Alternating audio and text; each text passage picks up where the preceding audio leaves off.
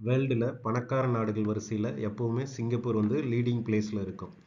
அதுக்கான ரீசன் என்ன அப்படின்னா மேரிடைம் ட்ரேட், இது இல்லாமல் ஈஸ்டையும் வெஸ்ட்டையும் கனெக்ட் பண்ணுற ஷிப்பிங் பாயிண்ட் எப்பயுமே சிங்கப்பூர் தான். இப்போ ரீசெண்டாக ஒரு ரிப்போர்ட் ரிலீஸ் பண்ணியிருக்காங்க, குளோபல் டேலண்ட் காம்படிட்டிவ்னஸ் இண்டெக்ஸ்னு. இந்த ரிப்போர்ட்லேயும் சிங்கப்பூர் தான் ஃபர்ஸ்ட் பிளேஸில் இருக்குது. அதுக்கான ரீசன் என்ன அப்படின்னா பெட்டர் எஜுகேஷன் சிஸ்டம், அதுக்கடுத்து சவுண்ட் கவர்னன்ஸ் ப்ராக்டிசஸ்.